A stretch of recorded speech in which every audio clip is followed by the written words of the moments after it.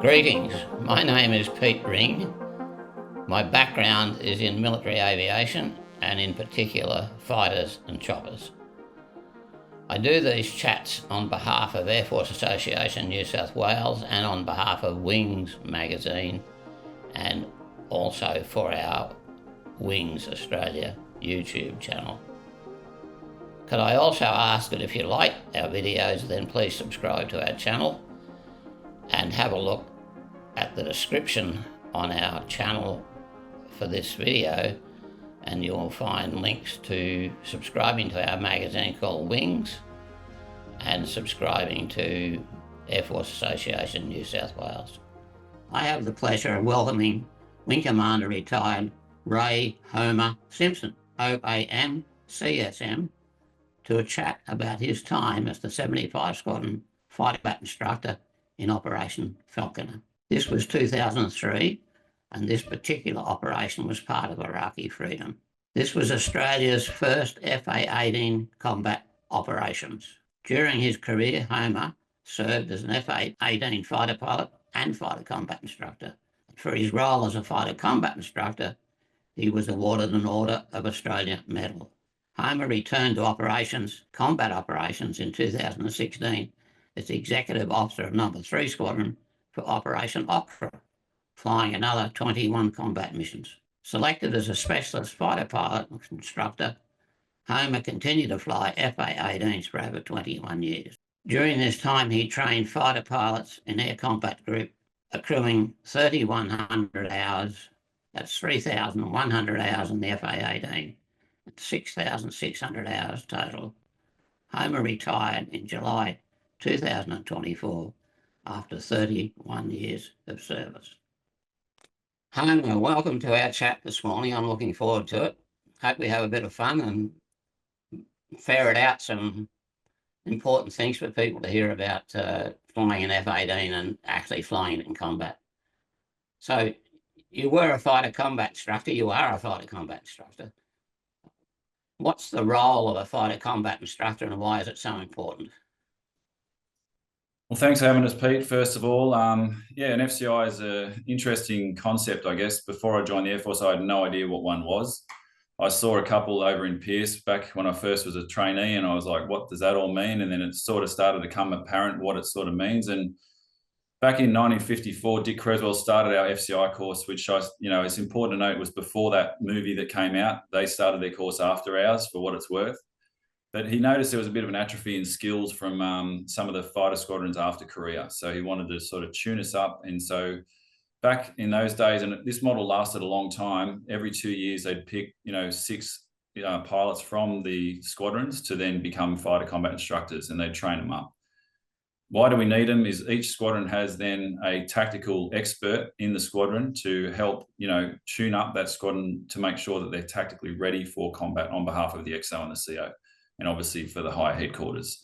They're sort of the conduit between the squadron pilots and the executive, if that makes sense. And they're usually a second tour pilot as a minimum, and they're usually pretty skilled in hopefully communicating their message and also executing in combat and in training.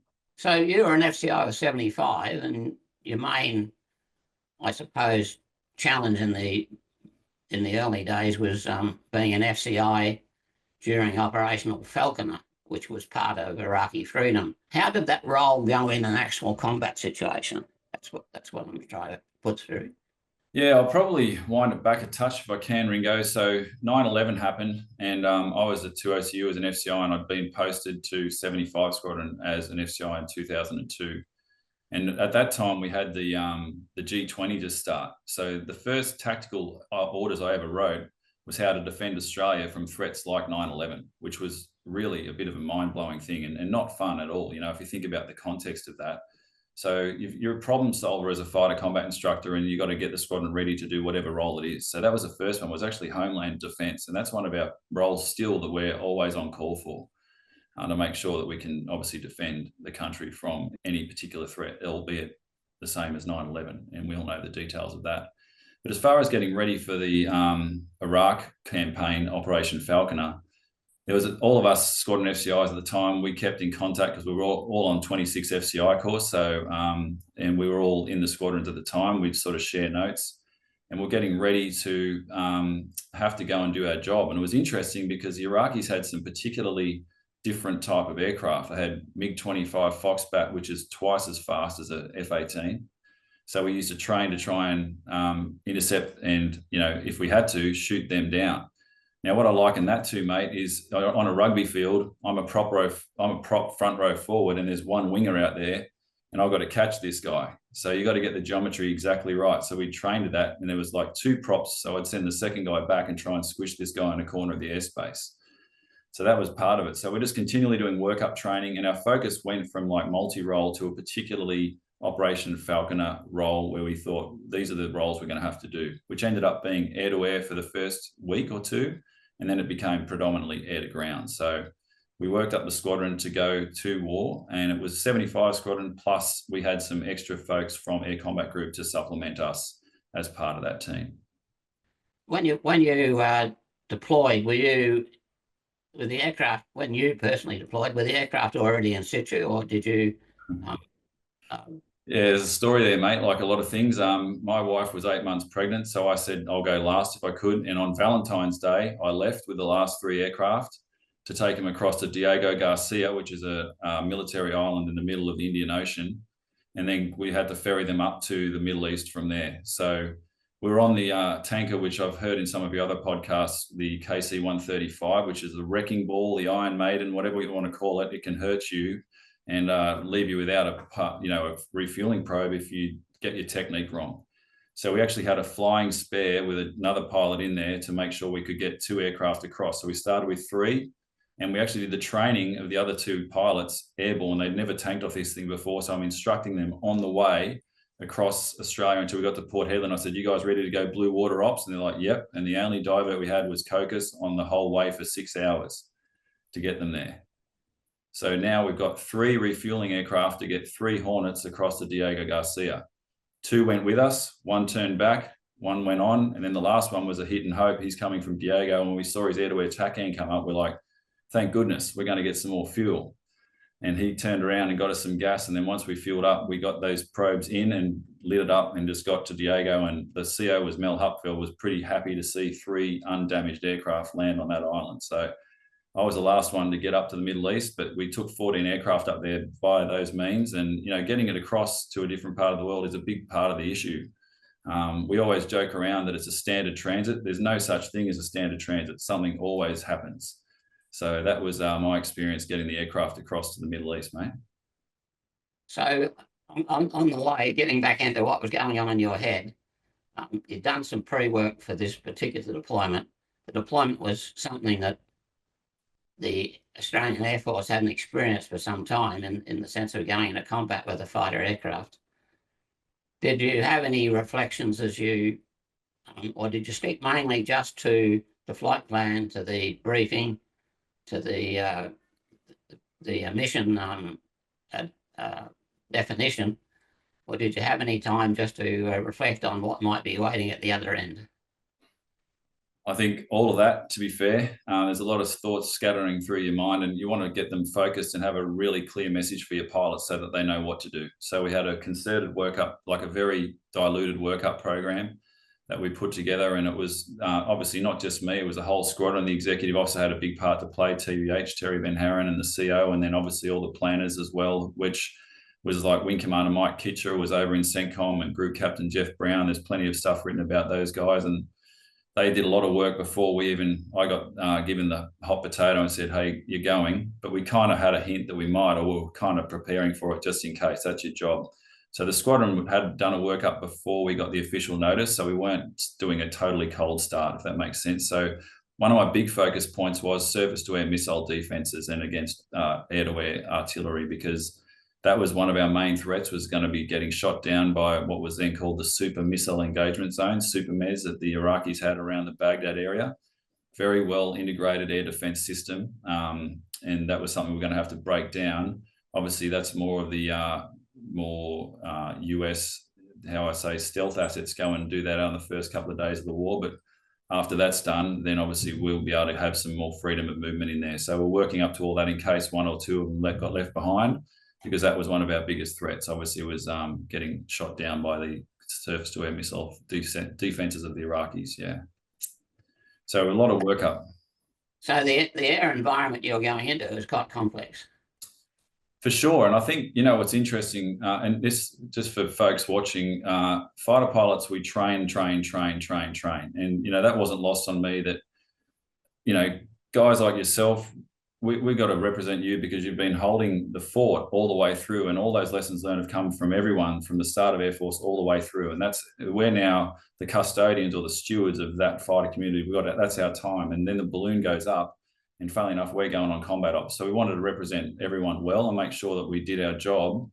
So we worked really hard at being as ready as we could be, if that makes sense. But we were across a bunch of different things. But what I was going to say is we train. But what the hard part is getting to that area where you can do the job of which you've trained to do. You take off, you do very tactical focus things, and then you land and you debrief it. But then in between that, we had to go through the North Arabian Gulf, talk to Red Crown, talk to all the local air traffic controllers, and those situations change, get on the right highway at the right altitude so we don't thread the needle with the wrong aircraft, and go into an Iranian air defense identification zone. So all these things do get ourselves into that area where we can do our job. That's actually what takes a lot of bandwidth away. So you've got to work hard at getting all that, what we call domestics, right, so you don't stuff it up, so you can get to where you've trained to do your job. All that domestic stuff is actually quite difficult. So there's a lot of work that goes into briefing what we call spins, special instructions. They were this thick. And I brought them back from the Warfighters Conference with a couple of flight suits because we didn't have any desert ones, by the way, which was interesting in of itself. We had green bags at the start of the war, which wasn't helpful in the desert. But we took them back and dilute them and then brief the squadron so that we practice those procedures so we can do our job once we hit the airspace. So does that make sense? So you train. Yeah, no, I'm fascinated. Was there much of that you could cover in the simulator?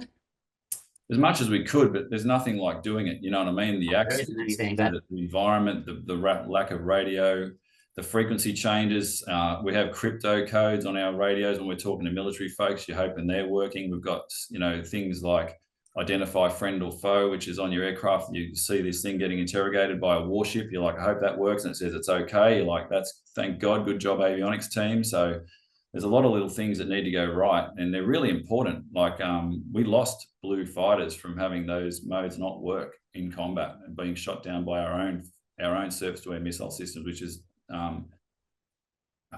horrible. So you've got to make sure all that stuff works. So everyone from your whole support team, your avionics team, everyone to get that aircraft airborne in the right state with the right mission set, with the right avionics, with all the right cryptographic material is a huge thing to have our little self sitting up there going, I hope this works, and then get the right calls out on the radio to get yourself in the airspace. So there's a lot of what would seem naff, but it's really important to get that stuff right so you can get in the airspace and do your job. I think you hit the nail on the head when you said our little self, because when you're in Australia flying out of Williamtown or Tyndall or wherever you might fly, you are somewhat isolated, and to head into an environment like you've just described is quite a challenge. Yeah, and I mean, you have all those normal things occur. I had a radio failure 2 days in a row, and you were all ready to go. And by the time I got to Kuwait to check in on the tactical frequency, my mask failed, and then it failed again. And on the second flight, there was actually a surface-to-surface launch that I couldn't even talk to my wingman about because my mask wasn't working. All that he got out of me when I transmitted was a squeal on the radio. So, all that stuff has to work or you can't enter the airspace. So that story in of itself, I'm happy to tell you about it if you want to hear it, but it was quite interesting. Getting all that stuff working is important before you can put yourself in the container and go and do your job. Yeah, because if you relate that again back to Australia, so you have a mask failure, so bloody what?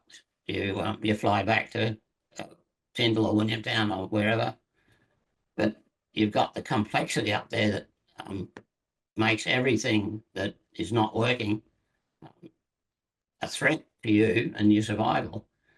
Yeah. So it's very interesting to compare what you might find as a minor emergency in Australia. It almost becomes a major event when you're in that sort of in that sort of an environment? So to put that into context, mate, I'll go through it because I think it's worth discussing. So there's a surface-to-surface missile launching at Kuwait. We got mates on the ground in Kuwait who I found out later are punching out their chemical gear. It's brand new packs. They've never used them before. They're in flat vacuum sealed packs, and they're trying to get these things open to put all their, CBR&D equipment on. And meanwhile, I'm up in my Hornet sitting there at 20,000 feet, can't talk to my wingman.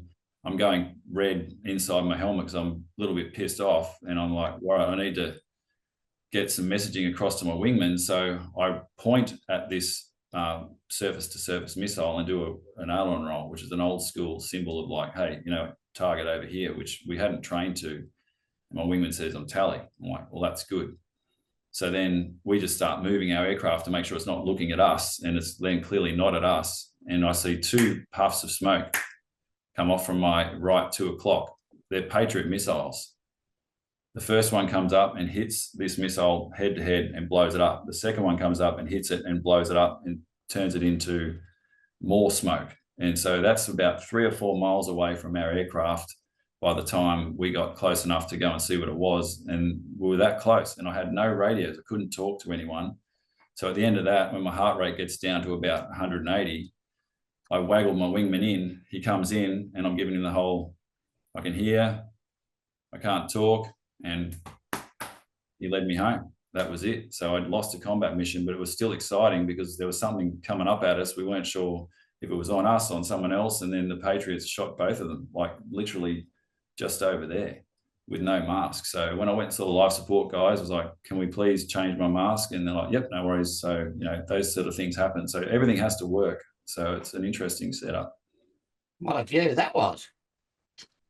Yeah, I was just thinking about it again to sort of get you a little bit amped because, this thing, it flew like it was horrible. Like whoever, the aerodynamics of it was a bit of a bottle rocket, just sort of flopping through the sky with a nice big contrail. But when you haven't seen a missile coming up at you for real, you don't know, is that on us? Is it on someone else? There was nothing on our radar warning receiver, but you don't second guess. You just move your aircraft and go, okay, is it on me? No, good. What's it doing? Meanwhile, all the guys on the ground going, gas, gas, gas, trying to get their stuff on to make sure they're going to survive if this thing hits the ground, which it didn't. It just blew up in the air. So the Patriot was a lethal weapon system and still is, as a surface missile for the Blue Forces, So there you go, mate. That was a radio failure in Kuwait. Didn't even step across the line. Didn't count as a combat mission because you hadn't even started your job at that stage. I was just, I'm like, wow, this is interesting. It's not in Kansas anymore. I've got to laugh because I can picture it, how serious it is very easily. And then I can picture just the comedy of it when you get back to base, safe and sound on the ground. And you think, how comedic was that in a way? Because the last thing you'd be expecting was a mic failure in your mask. For the second day in a row as well. So I was giving it a good flogging to try and fix it, hitting the Carter ramp, hitting the mask, trying every connection I could try with a bit of force, with no force, and it's still nothing. So it was just the mask, it was just the microphone was toast. So yeah. Was that an issue for pilots on a regular basis, or was it a one-off?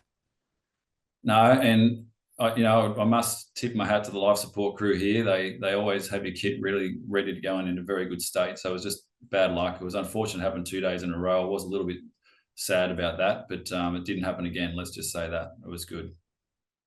So just then the next question really is what were you briefed that your role was? Mainly getting airborne for any mission. What was your main role in a broad sense, not in the detailed sense, but in a broad sense? What was your main role? So it changed. When the air planners, so like I said, Jeff Brown and Kitch did all their jobs over in CENTCOM there, we were actually holding a lane. So we were actually manning a lane to defend the high value assets behind us, which is like the radar warning, so airborne, AWACS and the refueling assets back behind our forward line, if that makes sense. So because obviously they're a high value target for the enemy as well, if they can shoot down our C2 nodes. And obviously we're going in with our eyes closed. So that was our job to protect them. So we had a loadout of, I think it was, 2 AMRAAMs. We had a bomb on board and 2 AIM-9s at the time, 3 AMRAAMs, sorry. We had 2 on our outboard station, 1 on the hip, infrared pod, a bomb, just in case. We've got to hedge our bets, multi-role fighters and stuff, and a couple of AIM-9s out there. But we just had an avionics upgrade. So we had a new radar and we had a thing called an interrogator. So we could actually push this button, click it, and we'd see if the other team was responding as friendly or enemy as one of those rules of engagement steps. So that was a new thing for us. And we're one of the few Hornets at the time, which was 2003, which had that, particularly outside of the US, I think. So we were holding a lane, and we got some exciting moments there where we thought they were coming for us. And there was not actually the case, but it was the old fog of war. We got a call one day that all aircraft at one particular base were launching.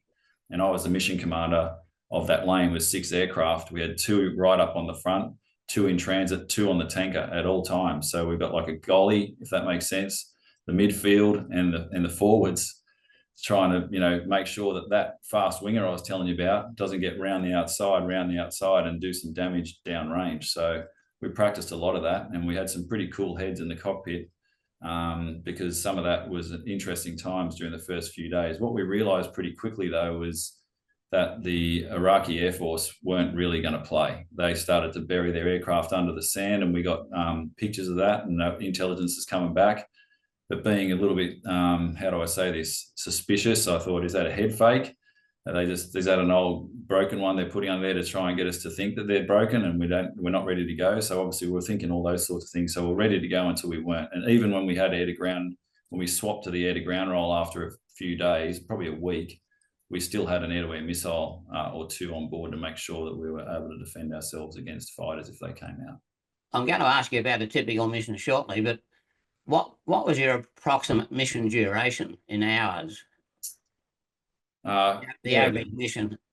Probably, so the strikes that we had, so a strike is something which is like a predetermined target, that you've got a target pack, you know what your target is, and you prepare for that. You go in, you go out. So they were shorter missions because you weren't hanging around in the overhead like, a hawk looking for something on the beach there, or a seagull looking for a chip, I guess, hanging around over the top until a target pops up. So the 2 roles we had was strike was a deliberate target. You go in, you hit that, and you come out. And the other one was supporting the ground element. So we had the Marine Expeditionary Force and the Army, the US Army, on different corridors through the Iraqi countryside, if you like.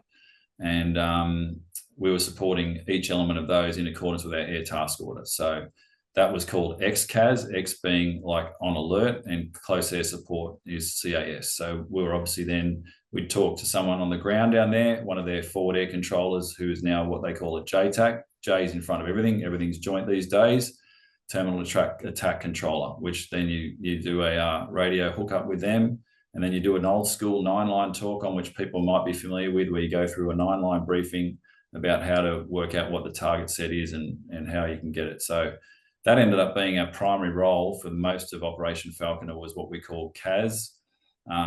There was kill box interdiction, CAS, as well, which if you say that out loud, kick ass, sounds pretty funny, but that was what it was called back in the day. And then airborne interdiction, but they were all very similar roles where we were supporting the ground element, either past the forward line of troops, which made our job a lot easier, or in support of troops, depending on how close they were to the enemy contingent.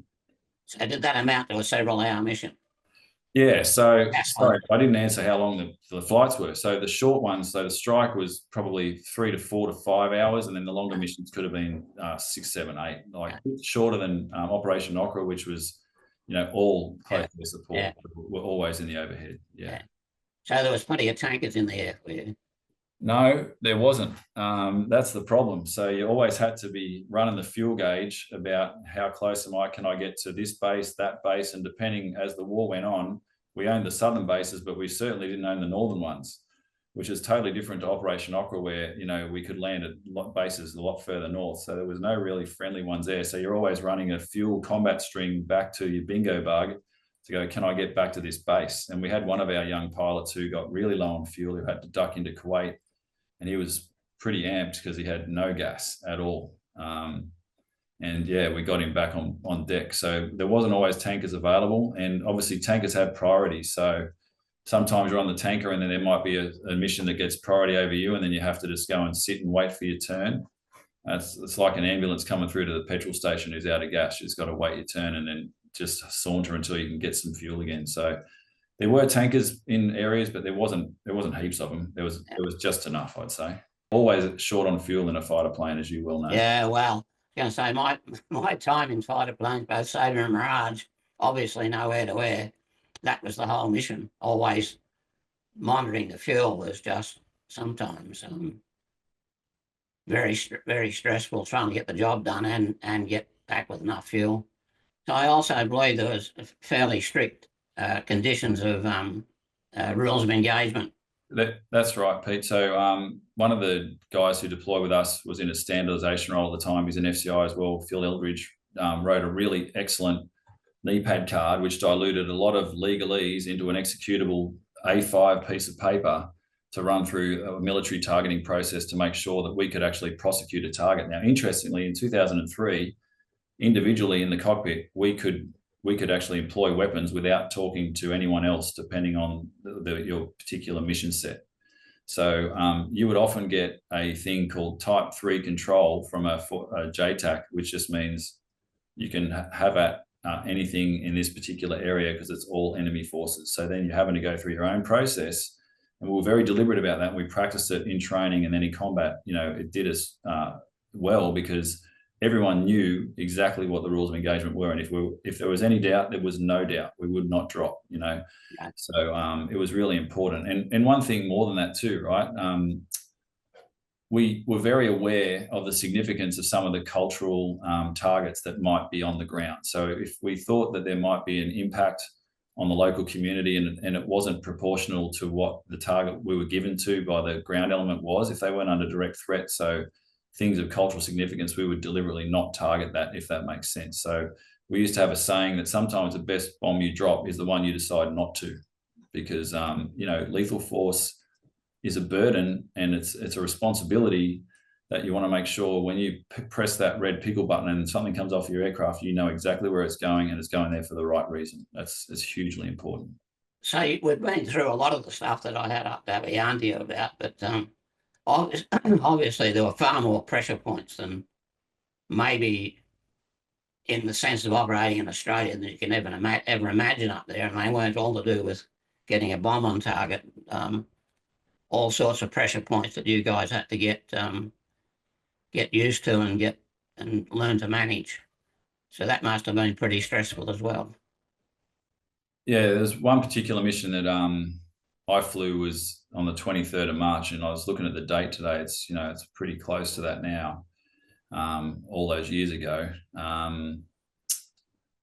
where it was the first deliberate strike by an F-18 in combat for Australia, and my CO asked me to lead that, and I'd just gotten back from a planning session or another meeting or something, and I pretty much had to go to sleep right then because I had to get up at 3 a.m. to then go and lead this mission, which was 2 F-18s, 4 British GR4s, 4 American F-16s, an EA-6 Prowler, and all the refueling assets and all that sort of stuff as well. And we were going to get a target in the first few days of the war.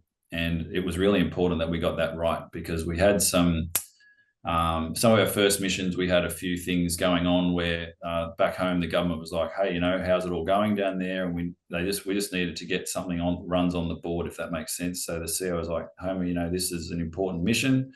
Are you good for it? And then I'm like, yep, what is it? And he told me what it was. I said, can I just get the target pack so I can study it a bit before I go to bed? And then we took our sleeping pills because it was all out of circadian rhythm. And my FCI 2 at the time was Steve Chappell. You might remember that name. I think he is Chief of Air Force at the moment.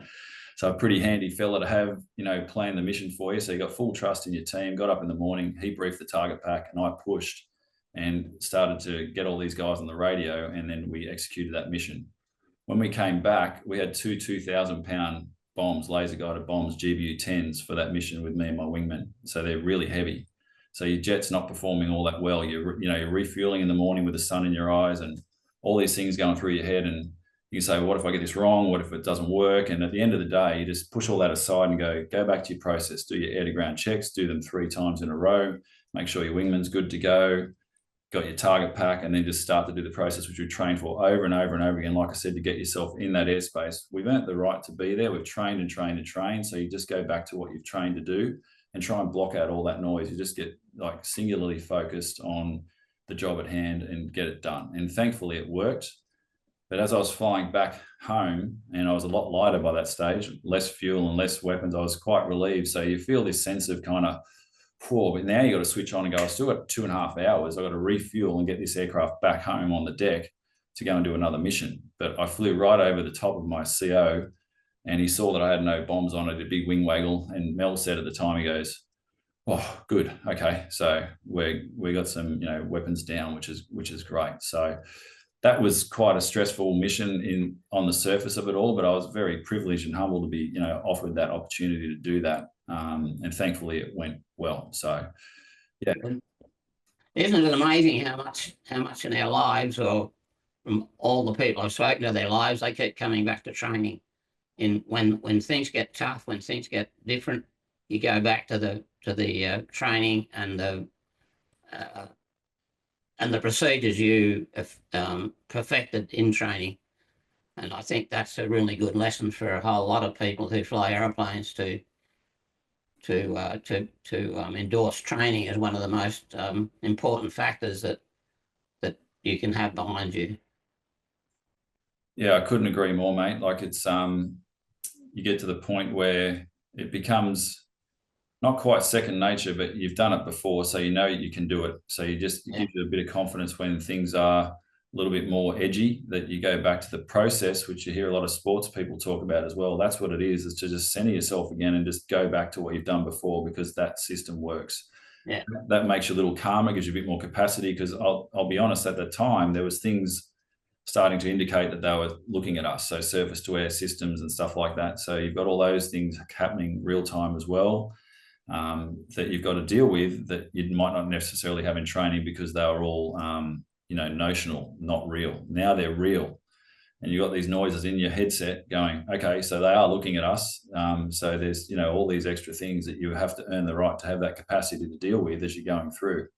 So yeah, it's training is hugely important. And I'm glad you said that too, mate. So for everyone who's watching this, like training, everyone who's worked through the Air Force since, its inception in 1921 has trained and trained and trained. They're all very capable of doing the job and defending Australia, or Australia's national interests, because there's a lot of pilots I know who haven't had the opportunity to go and do combat operations. And it might sound strange that they feel like they want to do that, but it's just so that they want to know that their training works. And I can tell you firsthand, it does. The training is first class and it works. And we brought everyone home, which is important.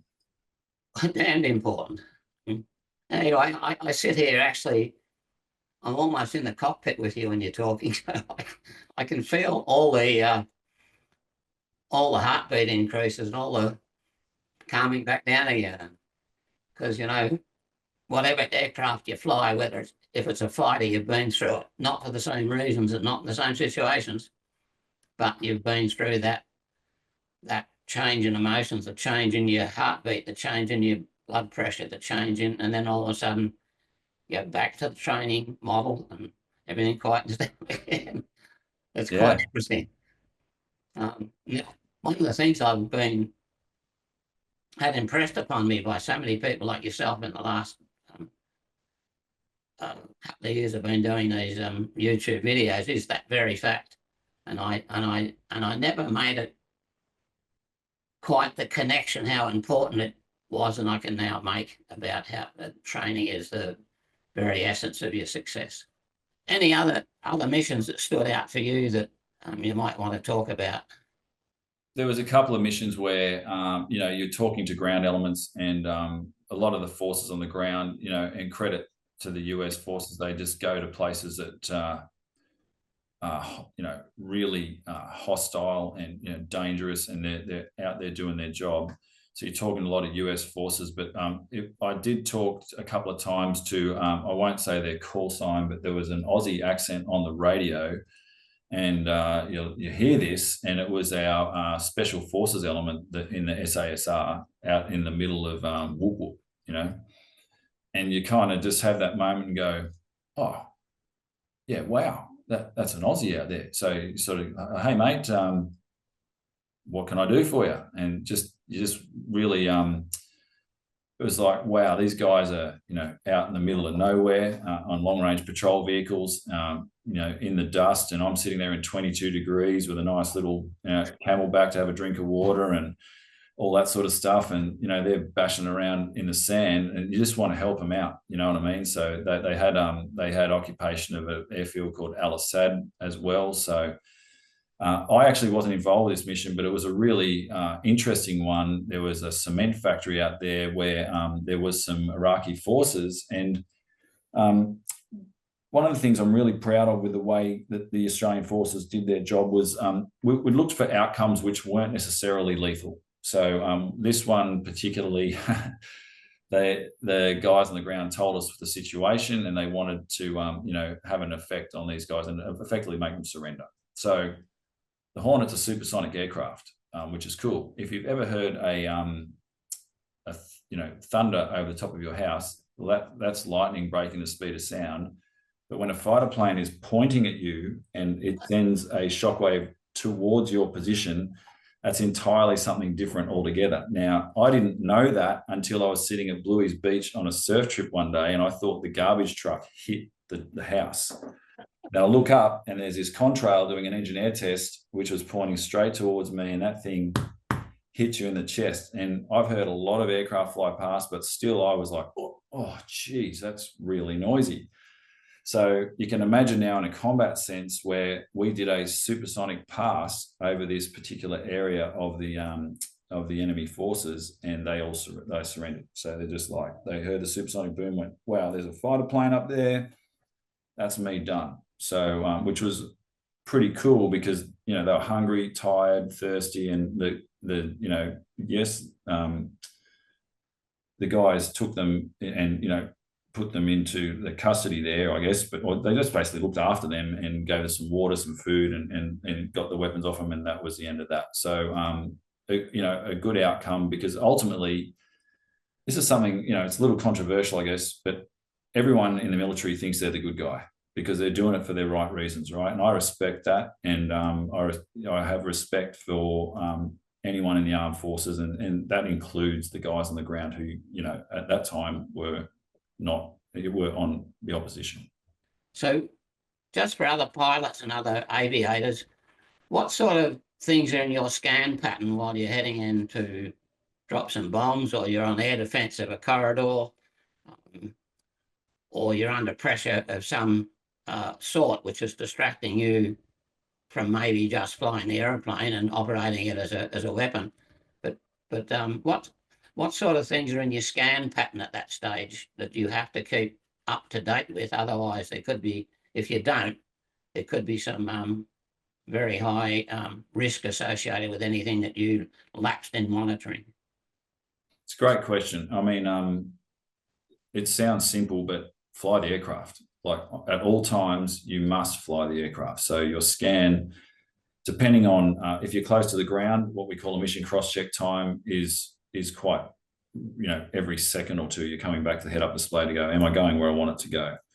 So right when you first start learning how to fly, they'll teach you a thing called anchor, A-N-C-A, aviate, fly the aircraft. Make sure it's not stalling, you got airspeed, you got fuel, you know, that's it. Don't crash, fly the airplane. Navigate, point it in the right direction. So now you're flying it. It'd be useful if you pointed it in the right direction. So if you're doing that, you're flying it, you're going in the right direction. Now you can talk about, so A and C is communicate. You might be able to tell someone else what's going on. There's no point communicating if you're not doing the first two, because unless you're saying, I'm not doing my job. And then finally is administrate. So, you know, taking notes, head down, writing all that sort of stuff. That's for debriefing for later, or when you earn the right to do that. What I will say, though, is that the F-18 is an easy aircraft to fly. It's designed that way because you have all those mission systems to work. You know, you've got an air-to-air radar, which has different modes on it. It's air-to-ground radar as well. You've got a targeting pod over here, which has all the targeting information. You've got a head-up display, and then you've got like a navigation display or a horizontal situation indicator. This goes by many names, but it's like a God's eye view of your situation. You're in the center of it, and then everything else around it. So back in 2003, that was all we had. Now, the aircraft that I flew in 2003 to the one that I flew on ops again in 2016 looks the same, but all the systems are well different. So if you can imagine, back then we had an old analog, dial-up phone. You could talk to your mate, sort of thing on that. And then in 2016, you've got like joke around, heated seats, Android Auto, Apple CarPlay, all these cool lane assist, crash assist, all these different things, text messages coming through. So you've got all that stuff. You can see your wingman through a system called Link 16. You can see what they're doing, how much fuel they've got, where they're going. So even in cloud, you don't even have to stay visual with them anymore. It's all out the window. So that's all good until it doesn't work. But despite all those inputs, I'm a simple human being, and you've got all these feeds going into your head. Fly the aircraft. You must fly the aircraft. So importantly, in those sort of airspaces, the biggest threat in a lot of the times there, Pete, is a blue-on-blue encounter where you're out of your height block, and so someone else is in there, and it might only be 1,000 foot thick or 2,000 for your whole formation, and there's people coming the other way at night, their lights out. So if you get that wrong, you could end up having a collision with a friendly force. So again, I say fly the aircraft. So aviate, navigate, communicate, administrate, hugely important. And then if you've done that, you've earned the right to work your weapon systems after that, if that makes sense. Now, what I will say, there is a time when you've put yourself in that target area where we joke around and call it government time. So you might be head down for 10 seconds, just lazing in your bomb for the last 10 seconds. So you'll just be head down. You're not looking out to make sure that does its job. And then once it's done its job, you can come out and be a pilot again, as opposed to a weapon system operator. Now, all my mates in the Super Hornet are like going to go, that's why you need a Wizzo. Well, we didn't have one. So yeah, it's just prioritizing tasks, if that makes sense, but you must always fly the aircraft first. Yeah. Going back towards that sort of question again, some years later, the Australian Air Force participated in Operation Okra. That was another situation where people who'd been flying in Australia were going to confront some very unusual environments in which they flew, not to fly the aeroplane, that was the same probably, but to operate it in a really challenging environment. What came out of Iraqi freedom that was transferable in our force to Okra, so that people had a little bit more insight in what it might be like? Being an old guy like I am, and I stayed in the Air Force and I got in and out a few times, and back on ops after 13 years, it was interesting to see the progression of the tactics and the aircraft and all that sort of stuff over the 13 years. So yeah, I mean, the training works, Pete. That was the thing that we knew. And we had confidence as a fighter force that the F-18 community knew that the tactics we used in 2003 worked. So therefore, our training is valid. And what we went into in 2014 onwards with ISIS there was going to work as well. So we had that confidence, and we didn't have zero combat experience. When we went to Operation Falconer, we had no combat experience, like zero.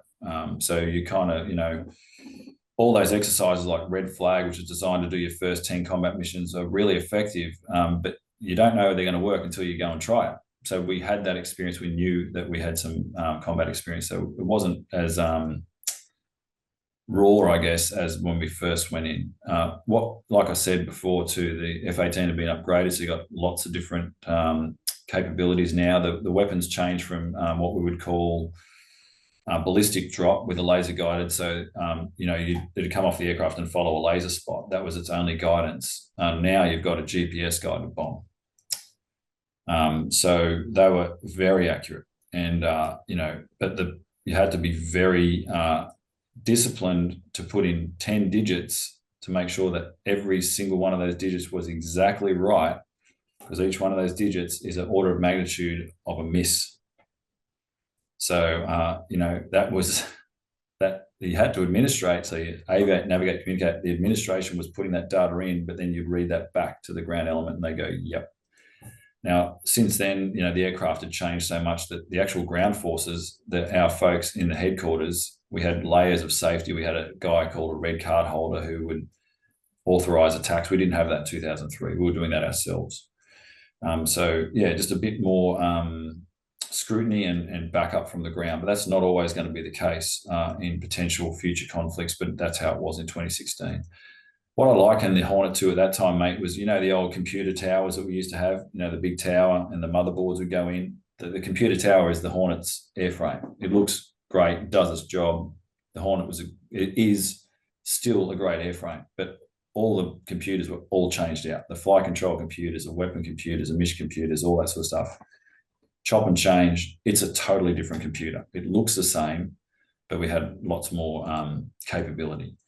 And that was something I noticed, which was different because it was funny when I got back a little early from Op Falconer, the Chief of Air Force at the time, Angus Houston, got me to speak to the Minister Hill, the Defence Minister, about some of the gaps in our capability, and they were all gone by the time 2016 came around, thankfully. So we felt much more. The Hornet, the old classic Hornet, was an excellent aircraft for that mission set. Like, it was perfect for it. Well, I have to thank you now because that's been thoroughly interesting. And I'm going to call it a day, and I want to really thank you. It's quite fascinating listening to you because you're very articulate and you're also nail what I wanted to hit, what I wanted to talk to you about. So we nailed that, I think. So I'm very happy.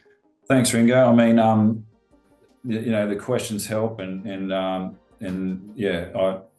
was really good to have a chat to you today. Hopefully you got something out of it. And for the folks watching this, appreciate the support of the Wings podcast. It's a good one. Follow it.